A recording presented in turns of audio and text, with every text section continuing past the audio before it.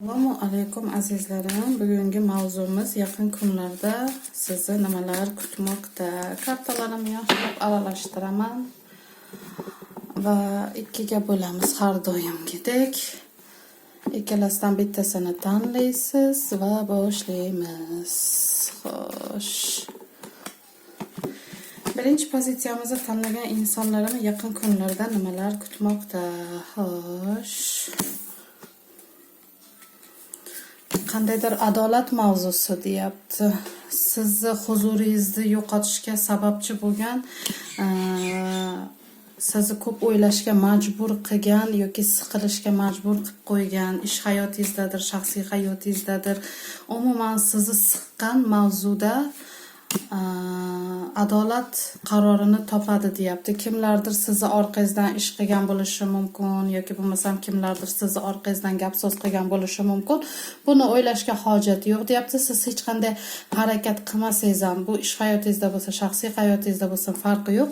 Sizni tarafingizni olib, sizni haq ekanligingizni isbotlab, sizni yana o'sha huzurli kunga chiqaruvchi, adolatni saqlovchi bir insonlar siz uchun adolatni saqlashi ko'rinyapti bu yerda.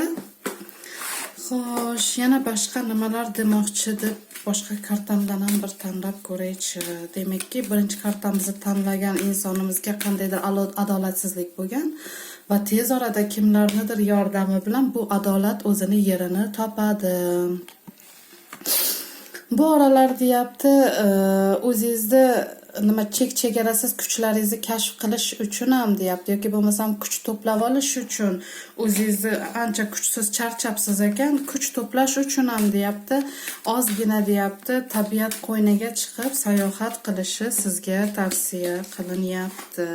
Hozir dam olishga ehtiyojingiz bor ekanligi ko'rinyapti bu yerda. Xo'sh, birinchi nimamizni tanlagan insonlarimiz uchun yana qanaqa nimalar bor?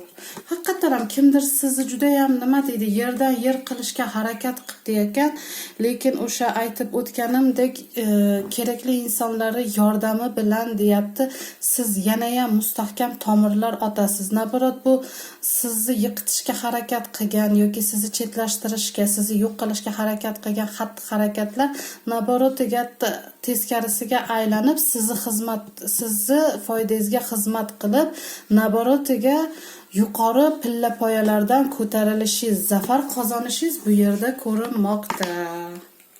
Naborotiga sizni foydangizga hal bo'ladigan narsa qilishibdi, oqibatini o'ylamasdan, tushunmasdan.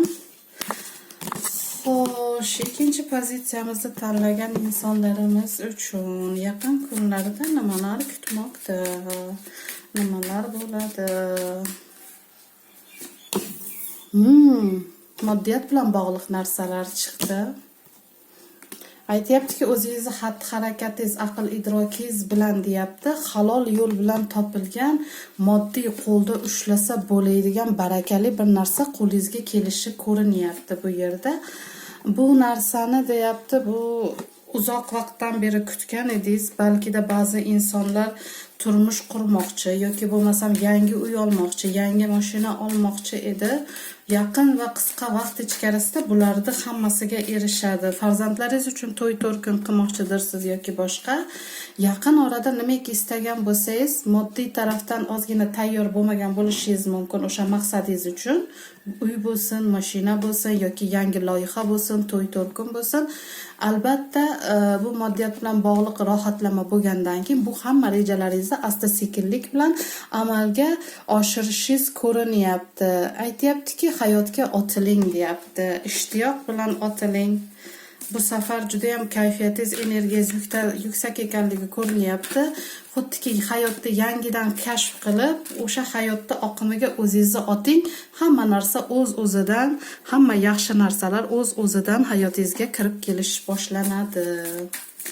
Xo'sh, yana nimalar bilishimiz kerak ikkinchi kategoriyani tanlagan insonlarimiz uchun? Oilaviy munosabatda bo'lgan insonlari oilasi mustahkamlanishi, unashtirilgan to'y-to'rkinlari bor insonlar bo'layotgan bo'lsa yoki yangi turmush qurayotganlar bo'lsa deyapti, ozgina ruhiy zo'riqishlari, hayajonlari, keraksiz o'y-xayollari bo'lishi mumkin, qo'rquvlari kelajak bilan bog'liq qanaqa bo'ladi, nima bo'ladi, yashab keta olamanmi, hammasi joyida bo'ladimi?